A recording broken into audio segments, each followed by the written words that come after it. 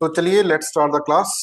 आज के daily newspaper के अंदर हम कुछ एडिटोरियल्स पढ़ेंगे। This is for the mains only, ठीक है। मेंस के लिए है। 1.5 ईयर करंट अफेयर्स की क्लास होती है आपकी, जो कि प्रीलिम्स के लिए होती है, राइट।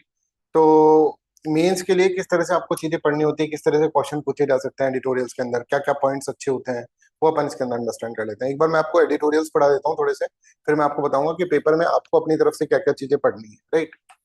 चलो, तो एक एडिटोरियल ये है, PPP 2.0 should focus on the matching capital to risk. ठीक है, एक इकोनॉमिक्स का एडिटोरियल है जिसके अंदर बहुत इंपॉर्टेंट है और कई बार क्वेश्चन आ गया है। पब्लिक प्राइवेट पार्टनरशिप पे क्वेश्चन आ चुका है, राइट। तो पहले इसको समझ लेते हैं अपन क्या चीज ये है। तो देखो भाई, क्या होता है कि मान लीजिए कोई भी इंफ्रास्ट्रक्चर का प्रोजेक्ट बनाना है, राइट। तो उस इंफ्रास्ट्रक्चर के प्रोजेक्ट बनाने में हमारी गवर्नमेंट जो है उसके पास इतना पैसा नहीं होता कि बड़े बड़े रोड्स बना दे, हाईवेज बना दे, ठीक है, डैम बना दे, ये सब चीजें बना दे, राइट। इंफ्रास्ट्रक्चर प्रोजेक्ट में बहुत पैसा लगता है भाई, राइट। तो ऐसा नहीं कि हमारे गवर्नमेंट के पास खूब सारा पैसा है, गवर्नमेंट कहेगी भाई कोई नहीं बोलेगा मैं बनाऊंगा, ठीक है, आपका भाई बना कर देगा आपको सब कुछ, राइट। ऐसा तो गवर्नमेंट नहीं बोलेगी। तो प्राइवेट प्लेयर्स का इन्वॉल्वमेंट होना नेसेसरी है, प्राइवेट प्लेयर्स का इन्वॉल्वमेंट होना जरूरी होता है, ठीक है, क्योंकि प्राइवेट प्लेयर्स के पास एक तरह से कैपिटल है और गवर्नमेंट के पास पब्लिक वेलफेयरिज्म है। तो पब्लिक वेलफेयरिज्म से तो कुछ नहीं होगा, पैसा नहीं होगा तो पब्लिक वेलफेयर कैसे होगा, तो पैसा ये। तो इनको कुछ एक तरह से एक मॉडल हम बना ले, पब्लिक प्राइवेट पार्टनरशिप अपन बना ले, तो दैट विल बी फाइन। अब इस एडिटोरियल के अंदर ऐसे कह रखा है कि मैंने है ना पब्लिक प्राइवेट पार्टनरशिप के बारे में 2005 के अंदर, अरविंद मायाराम है बहुत इंपॉर्टेंट पर्सन, इकोनॉमिस्ट है बड़े, 2005 के अंदर मैंने स्टार्ट करा था। और पीपीपी प्रोजेक्ट जब भारत के अंदर स्टार्ट हुए थे, राइट, तो उसके अंदर मैंने उसकी फाउंडेशन रखी थी, पर वो सही से चल नहीं पाया। क्यों नहीं चल पाया, ये इसके अंदर ये बताएंगे। और क्या क्या चैलेंजेस हुए इस मॉडल के अंदर, और कैसे इन चैलेंजेस को हटाकर हमको पीपीपी 2.0 की तरफ जाना पड़ेगा। क्योंकि आज के जमाने के अंदर हम देखेंगे तो बहुत सारा इंफ्रास्ट्रक्चर डेवलपमेंट अपन को करना पड़ेगा, तभी जाकर हम ट्रिलियन इकोनॉमी और हम 2047 से तक विकसित होंगे, तभी हो पाएंगे। ये एडिटोरियल है। तो इसके अंदर बहुत सारे ऐसे टेक्निकल पॉइंट होंगे जो अगर आप लिख दें एग्जाम के अंदर, अगर पब्लिक प्राइवेट पार्टनरशिप वाला क्वेश्चन आ जाए और एग्जाम में आप लिख दें वो पॉइंट्स, तो आपके बहुत मजे हो जाएंगे, ठीक है। तो बेसिक डायमेंशन, अब जैसे कोई बेसिक बच्चा शुरू से भी किसी ने पढ़ा ही नहीं सर पीपीपी के बारे में क्या होता है, उसको भी समझ में आ जाएगा। इस डायरेक्शन में मैं आपको इसके अंदर पढ़ा रहा हूँ, राइट। क्योंकि अभी भी अपन इंटरनेशनल रिलेशंस ही स्टार्ट करें और ज्योग्राफी स्टार्ट करें, इकोनॉमिक्स तो करें नहीं, इकोनॉमिक्स का टॉपिक है, बट फिर भी तुमको इकोनॉमिक्स का टॉपिक भी समझ में आ जाएगा, ठीक है। इस तरह से पढ़ा देंगे ना, ठीक है। तो भाई इस भाई की व्यथा समझो। 20 साल पहले मैंने पब्लिक प्राइवेट पार्टनरशिप जब स्टार्ट हुई थी भारत के अंदर 2005 में, मैं आया था। मैंने बहुत सारे एयरपोर्ट, हाईपोर्ट, हाईवे, स्पोर्ट्स और इसके अंदर पब्लिक प्राइवेट पार्टनरशिप के अंदर करी थी, राइट, ठीक है। तो एज ए कॉन्फिडेंस जैसे जैसे धीरे धीरे धीरे धीरे पब्लिक प्राइवेट पार्टनरशिप बनने लगी, पर 2005 के अंदर ये स्टार्ट हुआ और 2008 के अंदर आ गया हमारा ग्लोबल फाइनेंशियल क्राइसिस। और ग्लोबल फाइनेंशियल क्राइसिस के अंदर बहुत सारी बैंक्स जो होंगे वो स्ट्रेस में आ जाएंगे, तो बैंक लोन वोन नहीं देंगे, फाइनेंस नहीं देंगे, और इसके कारण क्या हो जाएगा, इसके कारण इकोनॉमिक स्लो डाउन चल जाएगा, पूरे विश्व में चल रहा था, हमारे अंदर भी चल जाएगा। तो पीपीपी मॉडल में जो प्राइवेट वाला है वो तो कमाने आया था, वो देखेगा भाई यहाँ तो नुकसान हो गया, अटक गया, मैं तो फंस गया। फिर 2011 और 13 के अंदर, 2011 से 13 के अंदर ये इस तरह से बोलता है जीडीपी ग्रोथ बहुत डिक्लाइन हो गई थी, राइट। तो और इकोनॉमी स्लो डाउन भारत के अंदर चल रहा था, नॉन परफॉर्मिंग एसेट्स बहुत ज्यादा बढ़ गए थे, बैंक की बैलेंस शीट बढ़ गई थी, बैंक से मतलब लोन ले रखे थे लोगों ने, लोन चुकाए नहीं थे, तो नॉन परफॉर्मिंग एसेट बहुत बढ़ गया था। विजय माल्या टाइप के बहुत सारे लोग निखर निखर के आ रहे थे। तो हम यहाँ पर देखेंगे कि भाई इस इस डायमेंशन के अंदर क्या हुआ, इस टाइम पीरियड के अंदर हमारा बहुत प्रॉब्लम हो गया, स्ट्रेस्ड एसेट का बहुत सारा प्रॉब्लम आ गया। तो यहाँ पे भी पब्लिक प्राइवेट पार्टनरशिप अच्छे से चल नहीं पाई। मतलब मैं तो सही करके गया था, पर पब्लिक प्राइवेट पार्टनरशिप अच्छे से चल नहीं पाई। पर आज के टाइम पे हमको पब्लिक प्राइवेट पार्टनरशिप को लेकर जाना पड़ेगा, इसमें किसी को कोई समझने में ऐसा तो नहीं सो रहा हमने तो पब्लिक प्राइवेट पार्टनरशिप पढ़ा नहीं, इकोनॉमिक्स पढ़े, ऐसा कुछ भी नहीं है, समझ में आ रहा है? तो यहाँ पर देखो इसने कहा कि as public went, as confidence went, धीरे धीरे ग्लोबल फाइनेंशियल क्राइसिस आ गया, डोमेस्टिक स्लो डाउन हो गया, और जैसे जैसे कॉन्फिडेंस कम होता गया, पब्लिक एक्सपेंडिचर जो है, गवर्नमेंट, अब ये क्या है, प्राइवेट प्लेयर्स ने बोला कि भाई ये तो डेली खराब है, पीपीपी में करना ही नहीं है, यहाँ पे आते हैं पैसा फंस गया देखो हमारा, हमको लोन नहीं मिल रहा है, ये सब चीजें नहीं कर रहे हैं। तो इन लोगों ने कहा कि भाई ये धीरे धीरे निकलने लग गए, और धीरे धीरे इनका कॉन्फिडेंस लो होने लग गया, किसका, प्राइवेट प्लेयर्स। तो अब जैसे सड़क बनानी है, अब प्राइवेट प्लेयर बोल रहे हैं साहब हमसे नहीं बना पाएंगे, है ना, सॉरी, ठीक है, क्योंकि पिछली बार ट्राई करा था, बहुत बुरा फंसे थे। तो फिर गवर्नमेंट को खुद का पैसा लगाना पड़ेगा, और that is known as public expenditure. ठीक है, इसको अपन पब्लिक एक्सपेंडिचर बोल रहे हैं। तो देखो, एज अ कॉन्फिडेंस पेंट, जैसे जैसे कॉन्फिडेंस लो हुआ, पब्लिक कैपिटल एक्सपेंडिचर रिप्लेस पीपीपीस। ठीक है, पब्लिक कैपिटल एक्सपेंडिचर समझ में आ रहा है कि सरकार खर्च करने लगी फिर गवर्नमेंट करेगी। Principal model for the financing infrastructure. अब पर ये बात है कि पीपीपी से, पीपीपी मॉडल से ही होना है होने को, तो अब गवर्नमेंट कितना पैसा खर्च करेगी? आप देखो, गवर्नमेंट के पास वैसे ही पैसा नहीं रहता, डेफिसिट रहती है हमेशा। तो यहाँ पर देखो, today India face a challenge far greater than one we confronted 2 years 2 decades ago. 20 साल पहले जो था उससे ज्यादा अभी हमको दिक्कत है, क्योंकि अभी हमको अपनी इकोनॉमी को ग्रोथ करना है। और इकोनॉमिक ग्रोथ के साथ अभी हमारे देखो, by March 2025 infrastructure pipeline had expanded to more than 13,000 project line में लगे हुए हैं। और उसके लिए 185 लाख करोड़ रुपए हमको चाहिए, और हमको 2047 तक अपनी इकोनॉमी को डेवलप बनाना है। प्लस पहले जैसा था वैसे नहीं रहा है अब चीजें। अब क्या है, अब जो भी हमको बनाना है उसके अंदर हमको ग्रीन ट्रांजिशन भी करना है उसके साथ साथ। ग्रीन ट्रांजिशन मतलब रिन्यूएबल एनर्जी, राइट, इसमें खूब पैसा लगता है। ठीक है, ग्रीन हाइड्रोजन, इसमें बहुत पैसा लगता है, राइट। ग्रीन स्टील, पहले तो स्टील होगा, पहले तो धुआं निकालो और कोई दिक्कत नहीं था, अब तो ग्रीन स्टील बनाना पड़ेगा। Net zero emission, net zero emission, net zero emission करना है अपन को। 2070 तक हमने टारगेट रखा हुआ है। और इसके अंदर अगर, अब पहले तो ऐसा था कि भैया चलो भैया लगाओ भट्टी के अंदर, चलो बनाओ आयरन और लगाओ, है ना, इस तरह। अब आयरन बनाने से पहले हमको 10 बार सोचना पड़ेगा, वही ग्रीन बनाना है, उसके लिए पैसा चले चाहिए होगा ना। ग्रीन इंफ्रास्ट्रक्चर डेवलप करने के लिए पैसा चाहिए होगा, ग्रीन ट्रांजिशन के लिए पैसा चाहिए होगा। तो पहले जैसा नहीं है, अब हमको और पैसा चाहिए अगर हमको करना है। और अभी अगर हमने प्राइवेट प्लेयर्स को इन्वॉल्व नहीं करा तो नहीं कर पाएंगे, ये इस तरह से बोलता है। तो आपको ये पॉइंट आपको याद रखना चाहिए कि पहले वाले इंफ्रास्ट्रक्चर प्रोजेक्ट में और अब वाले इंफ्रास्ट्रक्चर प्रोजेक्ट में क्या डिफरेंस आ गया, है ना। तो today India faces challenge far greater than one confronted 2 decades अगो। अगर मैं ऐसे कह दूं, India in infrastructure challenges you explain, ऐसे कह दूं, तो आप ये पहले तो ये बताओगे साहब, पहले जो था वो पीपीपी मॉडल वर्क करने लग गया था बीच में, पर अब फिर पीपीपी मॉडल इतने अच्छे से वर्क नहीं कर रहा है, गवर्नमेंट को पब्लिक एक्सपेंडिचर करना पड़ रहा है। एक पॉइंट तो यही आ गया।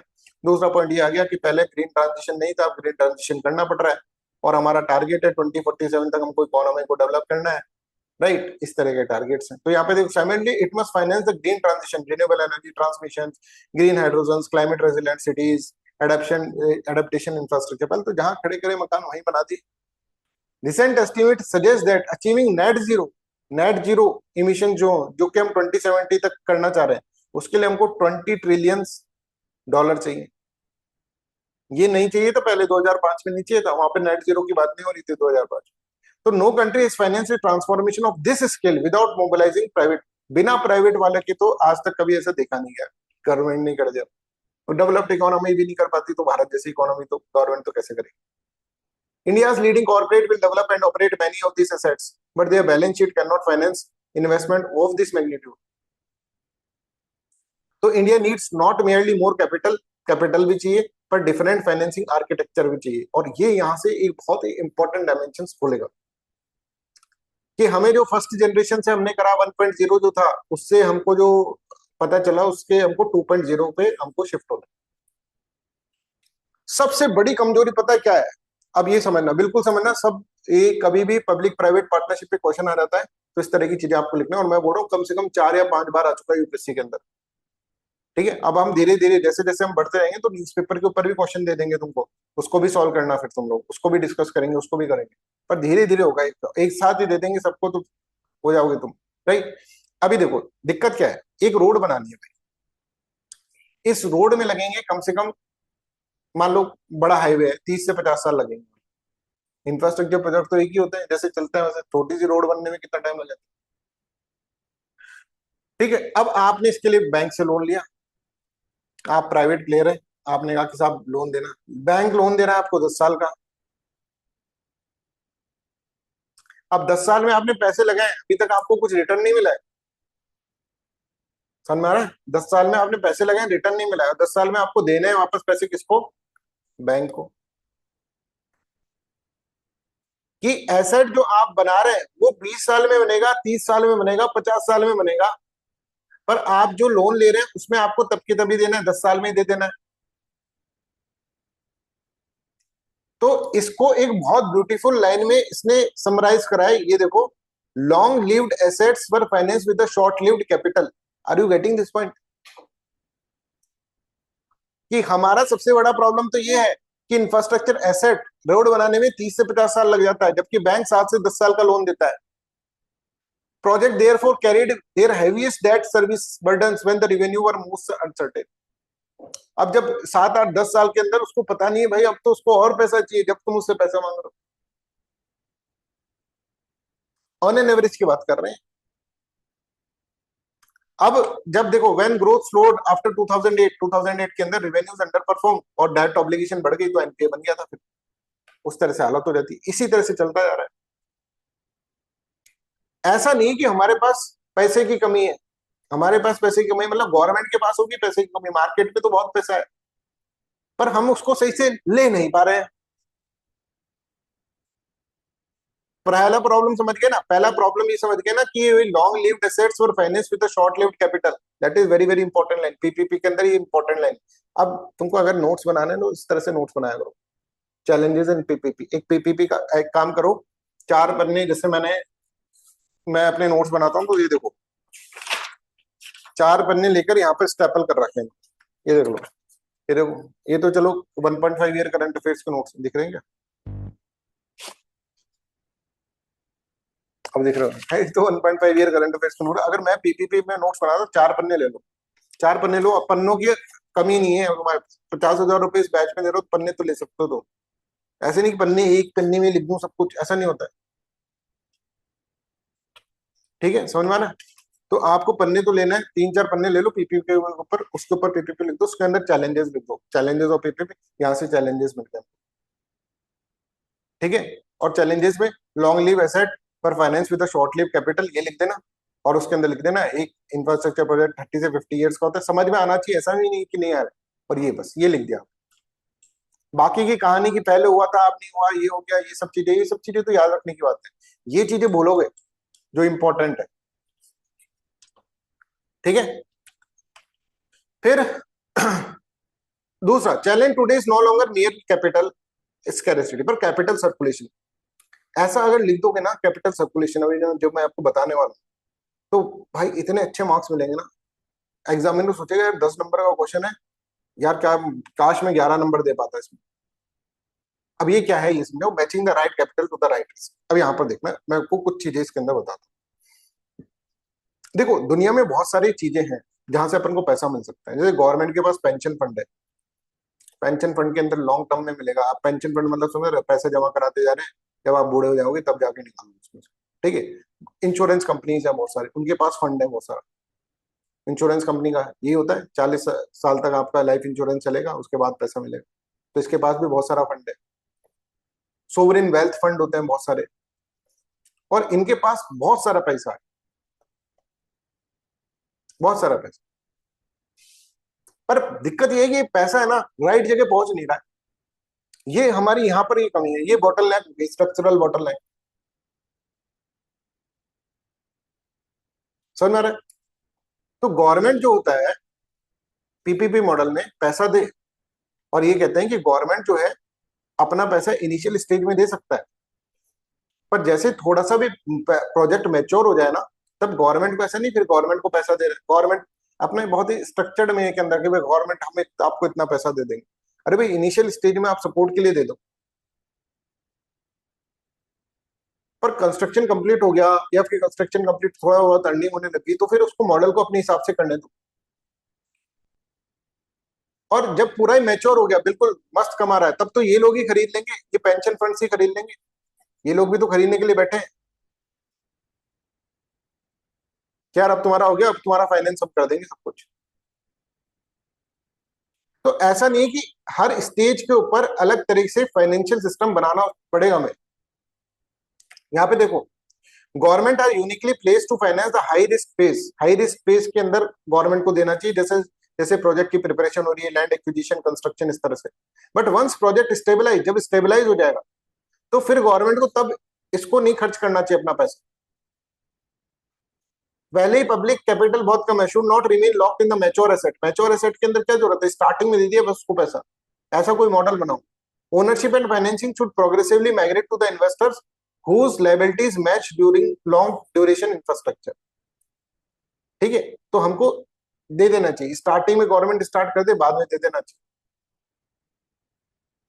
जैसे कि मान लीजिए फॉर एग्जांपल कि कोई हाईवे बना रहे हैं, नेशनल हाईवे बना रहे हैं, अब नेशनल हाईवे के अंदर गवर्नमेंट ने स्टार्टिंग में पैसा दिया, राइट। अब प्राइवेट कंपनीज इसके अंदर हाईवे बनाएगी, तो गवर्नमेंट जब जैसे ही प्राइवेट कंपनीज थोड़ा बहुत मैच्योर फेज के अंदर आने लग गया, तो फिर गवर्नमेंट को अपने हाथ पीछे कर देना चाहिए कि भाई अब पैसा आप देख लेना अपने हिसाब से। तो बहुत सारे ऐसे होते हैं, जैसे इनविट होता है, अभी मैं बताता हूँ इनविट क्या होता है। इनविट है ना, इसको खरीद लेता है कि भाई हम खरीद लेते हैं इसको प्राइवेट प्लेयर वाले से, तो प्राइवेट प्लेयर इसको देकर इसका काम खत्म, ये पैसा ले लिया इसने, इसका काम खत्म हो गया। अब ये हाईवे को देखने वाला कौन है, इनविट कंपनीज देखेगी।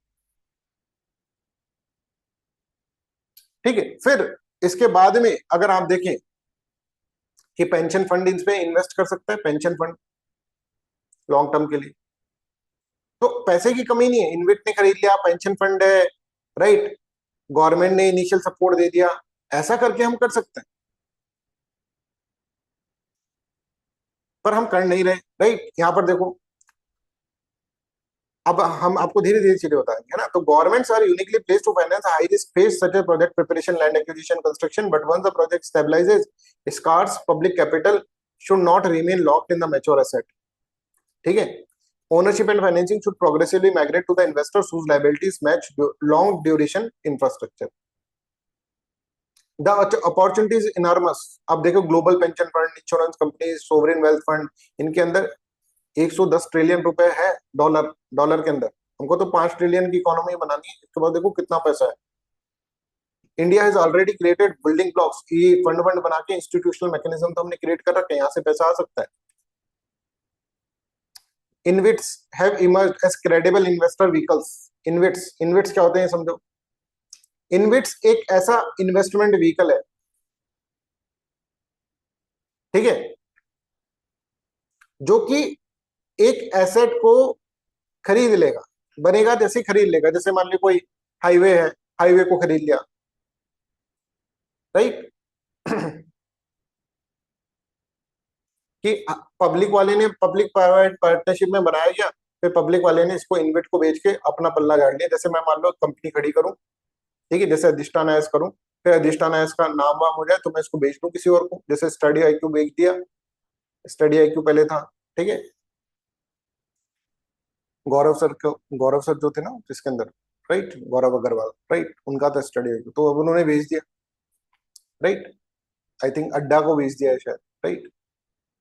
तो उन्होंने ये अब मस्ती से आराम से घर में बैठे हैं, है ना। तो प्राइवेट प्लेयर भी ऐसा कर सकता है, तो इनविट्स उस चीज को खरीद लेता है, right. I hope this is clear. तो अब वो टोल कलेक्शन, वोल कलेक्शन का पैसा वो इन्वेट वाला देगा। प्राइवेट प्लेयर ने जितना उसको कमाना था कमा लिया, स्टडी आईक्यू से जितना गौरव से वो कमाना था कमा लिया। अब ये क्या करेंगे, ये दूसरी कंपनी खोल लेंगे, समझ में आ रहा है। फिर इंफ्रास्ट्रक्चर करेंगे, फिर वो किसी इन्वेट को भेज देंगे, फिर तीसरी कंपनी खोल लेंगे। तो अपना इस तरह से ये प्रोजेक्ट बढ़ता जाएगा ना, एक प्रोजेक्ट बढ़ा, दूसरा प्रोजेक्ट बढ़ा, तीसरा प्रोजेक्ट बढ़ा, इस तरह से। तो ऐसा है कि जैसे मैच्योर फिक्स हो जाए, किसी इन्वेट को भेज दो, ठीक है, फिर इन्वेट को पैसा चाहिए, वो पेंशन फंड दे देगा। तो इस तरह से एक लाइन बाय लाइन होना चाहिए। हमारा ये है कि इंस्टीट्यूशंस तो बन गए, वेलफेयर फंड्स तो बन गए, इन्वेट्स तो आ गए हैं बहुत सारे, बट इनके बीच में स्मूथ ट्रांजिशन नहीं हो रहा है, समझ में आ रहा है। हमें इंस्टीट्यूशनलाइज करना पड़ेगा इस ट्रांजिशन। पैसे की कमी नहीं है, बोला ना इसने, पैसे की कमी नहीं है। InvITs have emerged as a credible investment vehicles, while the National Investment Infrastructure Fund has demonstrated the ability to attract the global institutional capacity. What is missing is a mechanism through which the government capital, developer capital and institutional capital can continuously replace one another. जैसे जैसे project का risk decline होता जाएगा, वैसे वैसे चीजों को और करते रहना चाहिए, ठीक है, शिफ्ट करते रहना चाहिए। और यहाँ पर this is known as what, this is known as circular finance, कि एक स्टेज पे आ गया प्रोजेक्ट, उसके बाद दूसरे को, फिर तीसरा फाइनेंस करे, फिर चौथा फाइनेंस करे, जैसे जैसी चीजें। ऐसा नहीं भाई लास्ट तक गवर्नमेंट ही फाइनेंस कर रहा है, गवर्नमेंट की बेचारी की सांस निकल गई फाइनेंस करते करते।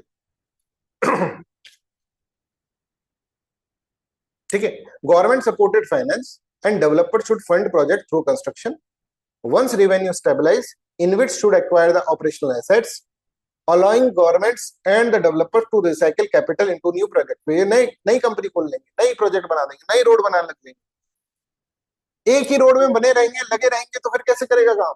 एक ही रोड बनेगी फिर। Are you getting this? सभी बच्चों को समझ में आ रहा है?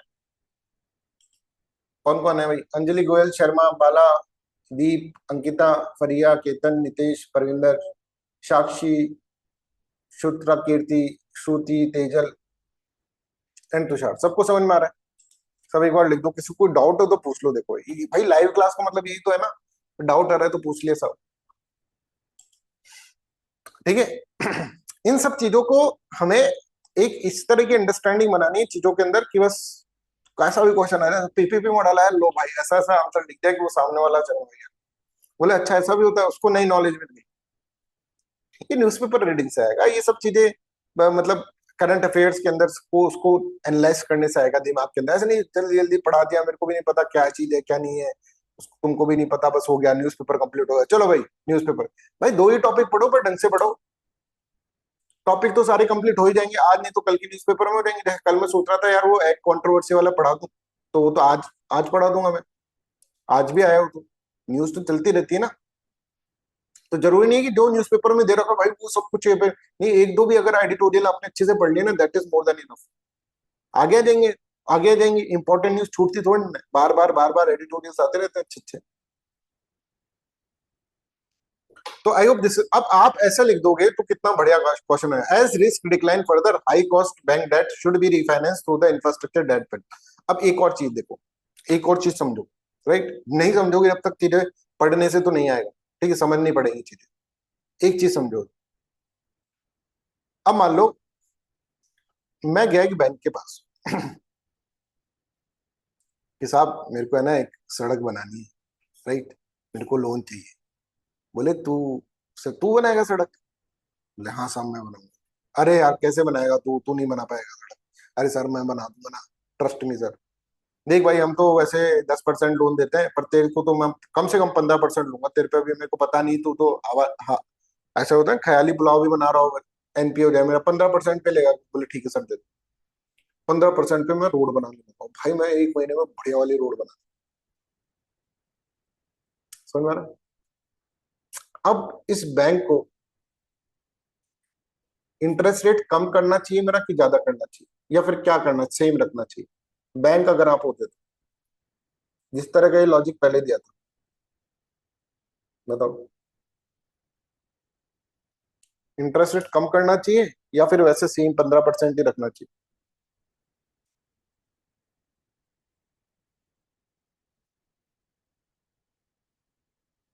बताओ कुछ तो बोलो। मैंने पूछा आपसे, इंटरेस्ट रेट 15% ही रखना चाहिए, एक महीने बाद मैंने बढ़िया काम कर दिया है। कम करना चाहिए ना भाई। देख भाई तूने पहले पैसा क्यों ज्यादा लिया था, 15% तूने क्यों लिया था? क्योंकि तेरे को मेरे पे भरोसा नहीं था, दिखा दिया ना तेरे को काम कर। अब 15% से कम लेना, तू 10% ही लेना, तो बोला था वैसे तो हम 10% तेरे से 15%। अब देख ले, अब मैंने तो औरों से भी अच्छा करके दिखा दिया, कम लेना। पर ऐसा होता नहीं है ना, समझ में आ रहा है? ऐसा होता नहीं। तो here is a big flaw कि ये यार बैंक को ऐसे करना चाहिए। पहले तो ज्यादा, अब वो एंटायर प्रोजेक्ट तक आपसे 15% ही लेगा, जो आपको पैसा दिया है उसको 15% ही लेगा। तो यहाँ पर एक चीज ये है कि यहाँ पर ये इन्वेस्टर को अब पीपीपी मॉडल जो कर रहा है प्राइवेट प्लेयर्स को थोड़ा दिक्कत होगा, ठीक है। तो यहाँ पर ये देखो लिखा है एज द रिस्क डिक्लाइन, जैसे रिस्क डिक्लाइन हुआ, जैसे मैंने अच्छा काम कर दिया तो रिस्क अब कम हो गया ना उसका। हाई कॉस्ट डेट जो 15% का डेट था should be refinance through the infrastructure debt fund. तो बहुत सारे इंफ्रास्ट्रक्चर डेट बॉन्ड्स फंड्स होने चाहिए। वो बोलेंगे कोई बात नहीं भाई, हम क्या करेंगे, हम तेरा ये लोन चुका देंगे। समझ में आ रहा है? जैसे pension funds, insurance companies and long term investment.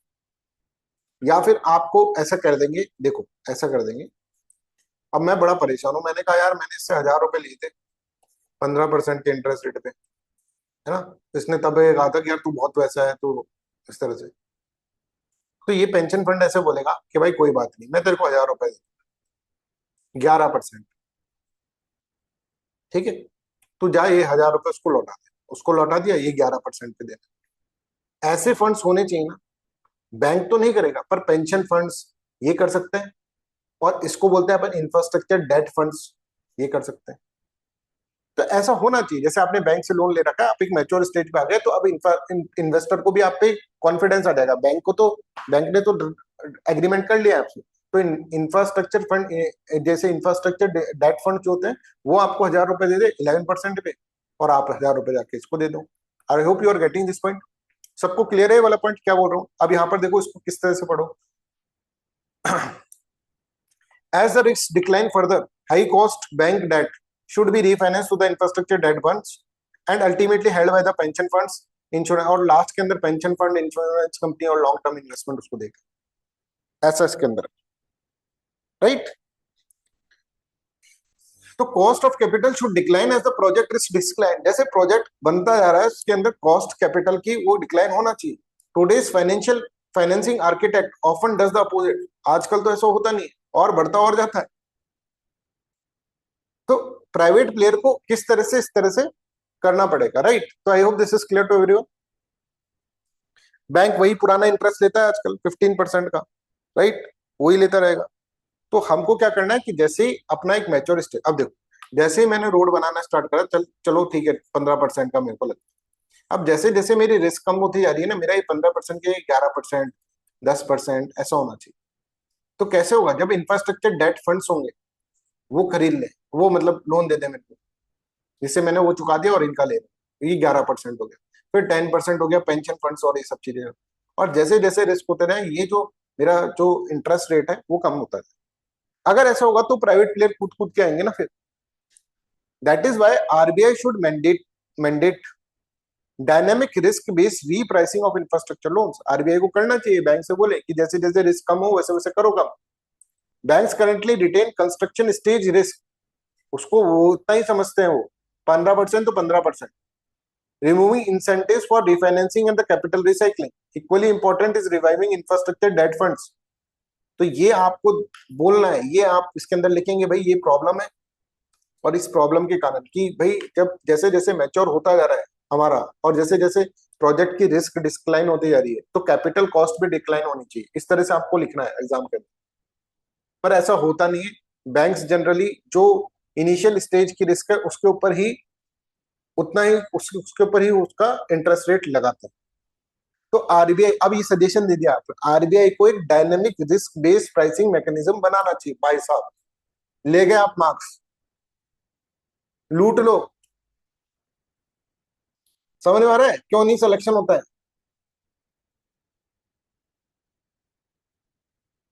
अब ये चीज जब तक लिखोगे नहीं, ये कौन बताएगा तुम्हें? बताओ। पीपीपी मॉडल कंप्लीट हो गया, कोई पूछने वाला नहीं है तुमसे फिर, जो पढ़ा दिया तुमको। और बिल्कुल बेसिक्स पढ़ा देंगे, जैसे कि इंफ्रास्ट्रक्चर मॉडल्स पढ़ाते हैं कि इसमें पीपीपी के अंदर ये होता है, बॉट के अंदर ये होता है, बीओटी के अंदर ये होता है। समझ में आ रहा है? ट्रंक की मॉडल ये है, मॉडल्स बता देंगे बस। लिखना ये है, बता कुछ और रहे हो। Equally important is reviving infrastructure debt funds as a bridge between the operation infrastructure. Infrastructure debt funds revive करो, राइट। पेंशन फंड्स को जैसे मैच्योर स्टेज हो या पेंशन फंड आ जाए, तो हम ये तो समझ गए ना। अब देखो जैसे जैसे प्रोजेक्ट बनता जा रहा है, जैसे जैसे रिस्क कम होती जा रही है, प्रोजेक्ट बन रहा है मतलब रिस्क कम हो रही है ना प्रोजेक्ट के फेलियर, वैसे वैसे प्रोजेक्ट का कॉस्ट कम होना चाहिए। ये आपको याद रखना है, ये चीज भी याद रख लोगे। पर इस चीज को याद रखने के लिए मेरे को वो सब चीजें समझानी पड़ी। Cost of capital, sorry project cost नहीं, प्रोजेक्ट का कॉस्ट ऑफ कैपिटल। जो आपने कैपिटल ले रखा है उसका कॉस्ट मतलब इंटरेस्ट रेट कम होना चाहिए। और ये कैसे होगा? बैंक तो नहीं करेगा। बैंक को करना है तो आरबीआई को मैंडेट करना पड़ेगा dynamic risk based price mechanism बनाए। बैंक से ऐसे बोल दे, कल को बैंक को बुलाया आरबीआई, बोले कल से ऐसा होगा भाई, या तो ये करे, या फिर इंफ्रास्ट्रक्चर डेट बॉन्ड्स को, डेट फंड्स को हमको रिवाइव करना होगा। और फिर मैच्योर स्टेट, जो अल्टीमेटली मैच्योर स्टेट है, उसमें पेंशन फंड्स को पकड़ा दो। अगर ये लिख पा गए ना आप, तो काफी अच्छा काम हो जाएगा, राइट। बस यही इसके अंदर याद रखना है आपको। First generation of PPP sought to mobilise private capital, second must ensure that same capital finances successive generation of the infrastructure. ठीक है, कैपिटल है हमारे पास, स्टार्टिंग में बोला था वो, बट कैपिटल को सही से यूटिलाइज करना नहीं। आई होप दिस इज क्लियर। चलिए तो इसके अंदर आप नोट्स बना लेना, सिर्फ 5 या 6 लाइन के नोट्स बनेंगे, ज्यादा नहीं बनाने, 5-6 लाइन के नोट्स बनेंगे जिसमें आपको पढ़ते ही याद हो जाए, और ऐसे कैसे आपको एग्जाम में भी लिखना है। ठीक है तो आपने एक कहावत सुनी कि संडे हो या मंडे रोज खाओ अंडे, राइट। आज इस कहावत को हम क्या करेंगे, आपको सामने प्रूफ करेंगे, राइट। ये जब मैं पढ़ रहा था तो मैंने सोचा, मेरे को मतलब इतना इंस्पायर हुआ इसके अंदर, ठीक है कि यार मेरे को भी अंडा खा लेना चाहिए अब, राइट। मैं पहले नॉन वेजिटेरियन था, फिर वेजिटेरियन बन गया, पर अभी तक फिर वेजिटेरियन, राइट। तो मेरे को लग रहा है कि अब अंडा तो कम से कम खा लेना चाहिए, बट वो फिर ठीक है, तो नहीं कर सकते, है ना। तो why egg matters for the school kids. अब एक्चुअली क्या हुआ है कि वेस्ट बंगाल की गवर्नमेंट ने एक डिसीजन ले लिया कि मिड डे मील के अंदर अंडे नहीं देंगे। ठीक है, अब अंडे नहीं देंगे तो इसके ऊपर कंट्रोवर्सी हो गई कि यार अंडे तो दो, मिड डे मील के अंदर बच्चों का विकसित कैसे होगा। जैसे मेरी वाइफ है, राइट, वो बोलती है कि शर्विल को एग नहीं खिलाएंगे। अब मैं उसको पीछे पड़ गया, वो बोल रही पनीर खिला देंगे ना यार, पनीर खिला देंगे ना, एग नहीं खिलाएंगे। पर मैं कहा यार बच्चे का एग तो वो कुछ वैसे ही नहीं खाता है, ठीक है, एग तो खिलाओ उसको, चॉकलेट वॉकलेट कुछ नहीं खाता। अब मैं इस एडिटोरियल को पढ़ के उसके पास जाऊंगा, राइट, बिल्कुल लॉजिकल। लॉजिकली ये एडिटोरियल आपको ये बताएगा, डॉक्टर ने लिखा है, कोई डॉक्टर है उन्होंने लिखा है कि एग क्यों जरूरी है भाई, पनीर और एग में फर्क है, राइट। तो यहाँ पर आप देखिए कि why egg matters for the school kids, ये इसके अंदर बता रखा है और टेक्निकल डायमेंशन में बता रखा है। तो फॉर मिलियंस, क्योंकि अभी कंट्रोवर्सी, हमेशा कंट्रोवर्सी हो रही है, और तमिलनाडु ने ये मॉडल लगाया था, एग वैग वाला मॉडल लगाया, तो उससे काफी अच्छा रिजल्ट मिला है। तो इस कारण से ये कंट्रोवर्सी चल गई, अगर बड़ी तो क्वेश्चन आ जाएगा इसके ऊपर कि मिड डे मील प्रोग्राम के अंदर प्रोटीन रिच कभी होता है, पर वो रिलीजियस सेंटीमेंट्स को हर्ट करता है। तो हमको क्या देखना चाहिए, रिलीजियस सेंटीमेंट्स और उसके बीच में कैसे बैलेंस क्रिएट करना चाहिए, ठीक है ना। तो यहाँ पे देखो, for millions of Indian children specially those from the low income household, the mid day meal may be the most nutrition meal. Mid day meal होनी चाहिए मोस्ट न्यूट्रिशियस। ऐसा नहीं होना चाहिए कि मिड डे मील के अंदर फूड प्रेफरेंस देखा जाए, पर्सनल फूड रिलीजन देखा जाए, आइडियोलॉजी देखा जाए। गरीब बच्चे हैं, गरीब बच्चों को अच्छा, सबसे अच्छा न्यूट्रिशन कैसे प्रोवाइड किया जा सकता है, ये सोचना चाहिए। We should focus on the science, nutrition science के ऊपर फोकस करना चाहिए, रेदर देन द आइडियोलॉजी। ठीक है, समझ में आ रहा है। ये आपको लास्ट के अंदर लिखना होगा, कंक्लूजन में ऐसा लिखना पड़ेगा। अभी मैं बताता हूँ, decision about what goes on the plate must therefore be guided by the evidence not the perception, and the evidence of the eggs as a source of complete, affordable and highly bioavailable protein which is well utilized by the body, difficult to ignore, right। अब ये क्या चीज है, ये अपन इसके अंदर समझेंगे आगे। देखो भाई, सबसे पहले ऐसा समझो कि प्रोटीन क्यों रिक्वायर्ड होता है। हमारी बॉडी को हमारी डाइटरी कैलोरीज के अंदर कम से कम 10 से 35% जो कैलोरीज मिले वो प्रोटीन से मिलनी चाहिए, प्रोटीन रिच फूड से आना चाहिए, ठीक है। क्योंकि प्रोटीन जो होता है वो ही आगे चलकर हमारी मसल्स की ग्रोथ के अंदर काम आएगा, ठीक है। इवन प्रोटीन जो होता है that is very very important to burn fat. अगर तुम प्रोटीन जो होगा वो फैट बर्निंग के काम आता है, रिपेयर मसल्स को रिपेयर करने के काम आता है, मेटाबॉलिज्म आपका थोड़ा इंप्रूव होता है, दाल वाल खाने से ठीक रहता है ना मेटाबॉलिज्म, ठीक है। तो यहाँ पर देखो, all nutrition guidelines suggest that 10 to 35% of our daily calories should be from the protein rich food. Protein is also necessary for the building lean mass, burning fat, increasing metabolism, slowing blood sugar release and helping the body repairs itself. पर protein का मतलब सब protein एक जैसे नहीं होते, एक होता है एनिमल से आया हुआ प्रोटीन, एक होता है प्लांट से आया हुआ प्रोटीन, अलग अलग तरह से प्रोटीन हो सकता है।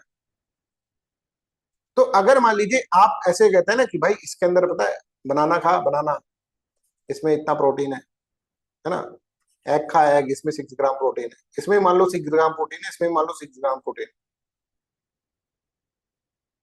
पर इसका जो प्रोटीन है वो बॉडी एब्जॉर्ब कर रहा है सिर्फ 2 ग्राम, और इसका प्रोटीन को एब्जॉर्ब कर रहा है 5 ग्राम।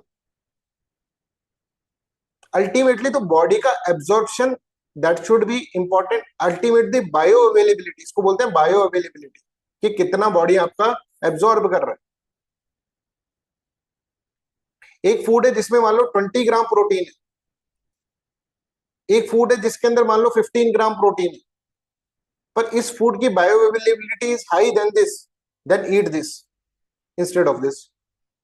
बायोअवेलेबिलिटी हाई का मतलब क्या है कि 14 ग्राम बॉडी एब्जॉर्ब कर लेगी इसकी, इसकी 10 ग्राम ही एब्जॉर्ब कर रही है, तो क्या करोगे इतना प्रोटीन खा के? जब बॉडी एब्जॉर्ब कर रही है, इसकी प्रोडक्ट की बायोअवेलेबिलिटी कम है। पनीर खिलाओगे और अंडा खिलाओगे, उसमें डिफरेंस है, बिकॉज अंडे की bioavailability is more. Is this clear with everyone? तो यहाँ पर यही बोल रहे हैं, देखो answer begins not with the grams of the protein, कितना ग्राम प्रोटीन है ये नहीं। जिम में तो बोलते हैं ना भैया इसमें इतना ग्राम प्रोटीन, इसमें इतना ग्राम प्रोटीन, इसमें इतना, तुम्हारा हो गया 140 ग्राम। अरे भाई मेरी बात तो सुन, 140 ग्राम तो इनटेक कर रहे हैं, बॉडी कितना एब्जॉर्ब करेगी? अंडे का कितना एब्जॉर्ब कर लेगी? 6 ग्राम प्रोटीन में से कितना कर लेगी? बनाना का कितना कर लेगी? अल्टीमेटली तो बॉडी को चाहिए ना। But answer begins not with the gram of the protein but with the amino acid. आपको मैंने साइंस एंड टेक्नोलॉजी में पढ़ाया था मैंने कि 20 अमीनो एसिड्स होता है हमारे शरीर के अंदर, इसमें से 11 जो है ना, अब आगे समझो, न्यूट्रिशन साइंस समझो, 11 अमीनो एसिड जो है ना वो तो बॉडी बना देती है इंटरनली। इसके अलावा जो अमीनो एसिड बने, ये जो 9 अमीनो एसिड बने बचे, ये फूड से ही आएगा, ये बॉडी नहीं बनाती। तो कौन सा प्रोटीन ये अमीनो एसिड बना रहा है, दैट इज इंपॉर्टेंट ना। ऐसे उन्होंने प्रोटीन खाना है सिर्फ। तो यहाँ पर देखो, the tiny building block of the life, इससे अमीनो एसिड से सब कुछ बनना है। अमीनो एसिड जो होंगे वही अलाइंड होंगे, तभी जाकर कुछ भी बनेगा। Which every muscles fibres hormones enzymes and immune cells made, हर छोटी छोटी सेल भी इससे बन रही। और हमने आपको जब डीएनए पढ़ाया था, याद करो, जीन, जीन के अंदर क्या होता है, किस तरह की सीक्वेंसिंग इसकी रहेगी, उसकी कोडिंग इंफॉर्मेशन होती है कि अमीनो एसिड किस तरह से खड़े होंगे साथ में, याद करो, उससे ही तो सब कुछ बनेगा। एटीसीजी वाला, the human body requires 20 amino acid of which 11 can be manufactured internally, the remaining 9 must come from the entire food, entirely from the food. A food that supplies all the 9 in inadequate portion is called a complete protein. समझ में आ रहा है?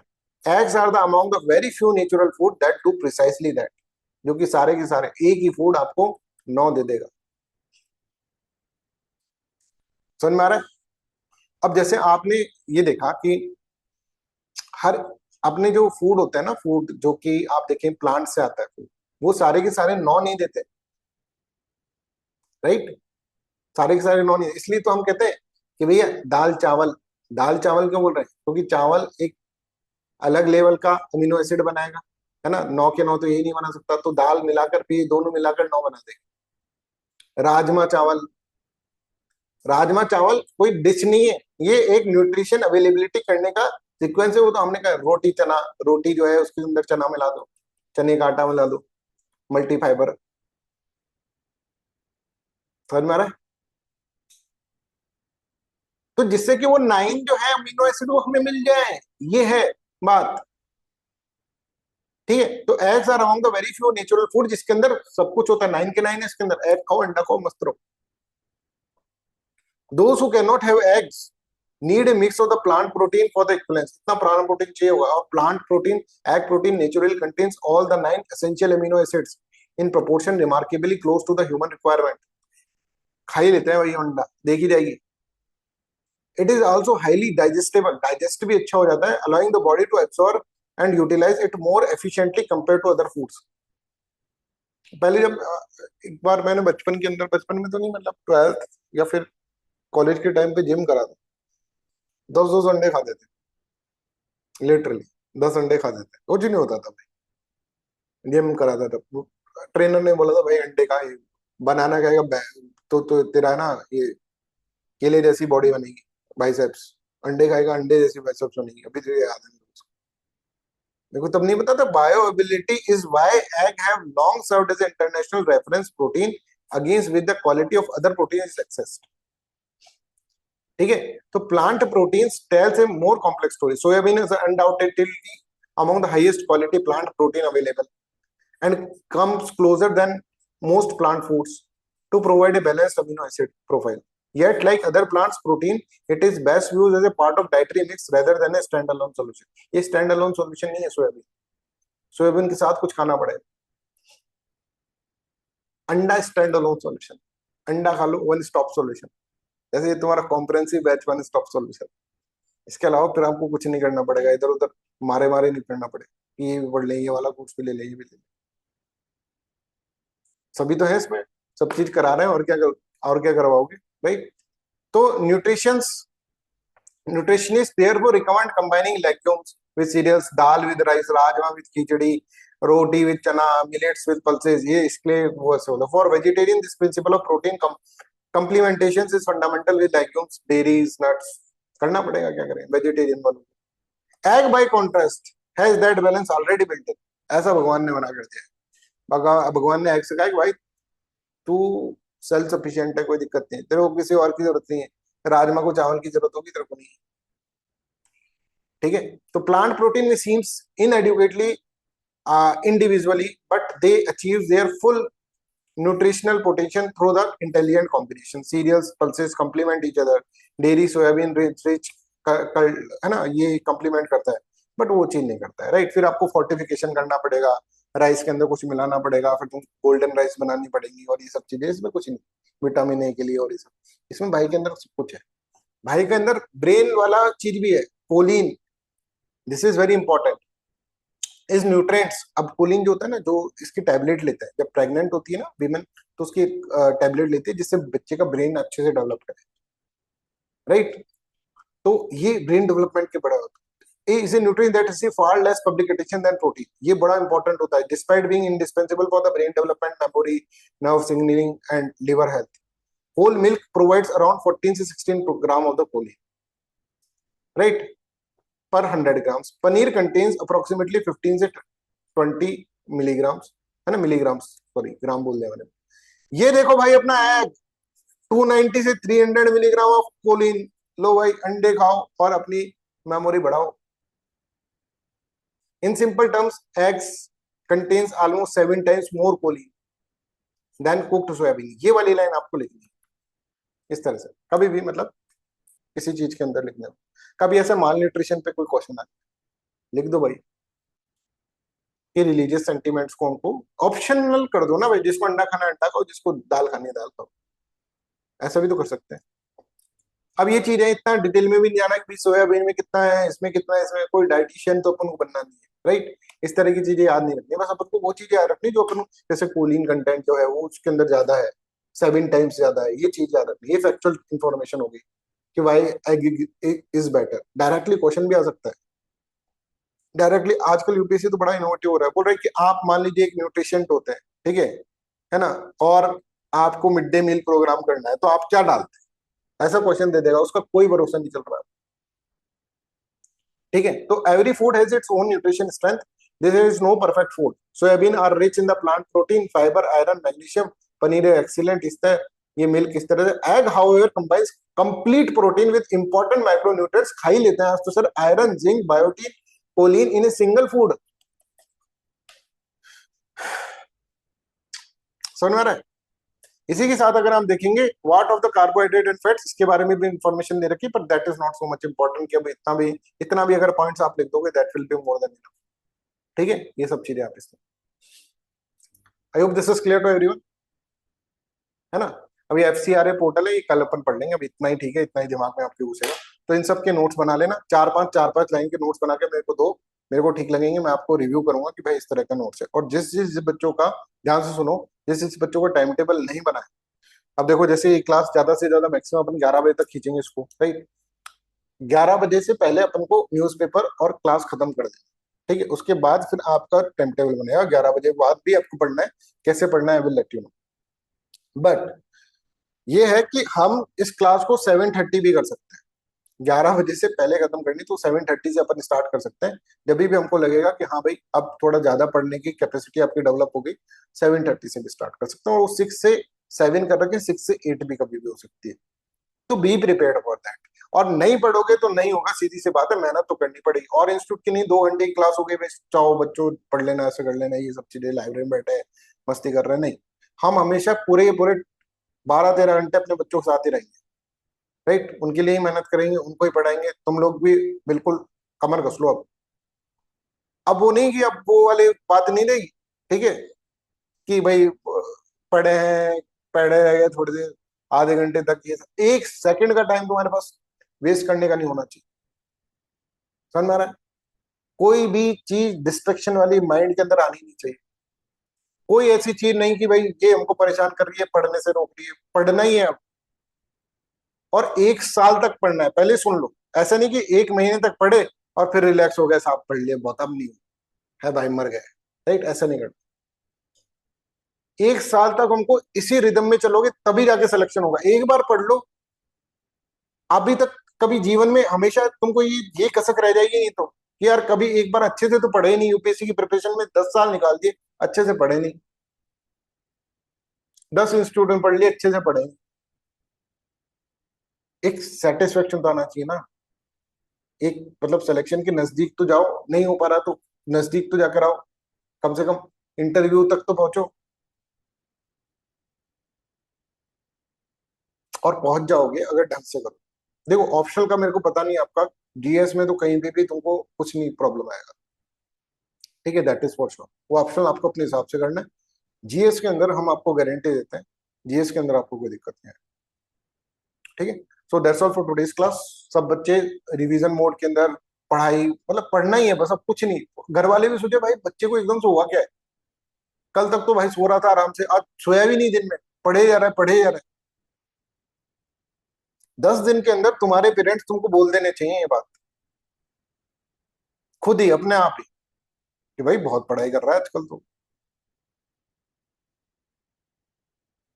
और फिर तुम्हारा जवाब होना चाहिए, पापा अब तो मैं 1 साल तक इतना ही करूंगा, पहले सुन लो, ऐसा।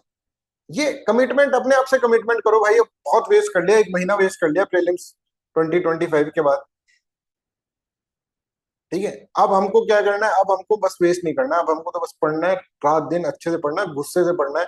गुस्सा है हमारे अंदर, राइट, उसको यूटिलाइज करो। हमारे अंदर एनर्जी है बहुत सारी, गुस्सा एनर्जी प्रोड्यूस कर रहा है, उस एनर्जी को यूटिलाइज करो। इमोशनल इंटेलिजेंस में पढ़ाएंगे जब आपको एथिक्स पढ़ाएंगे, ठीक है। So that's all for today's class, thanks so much.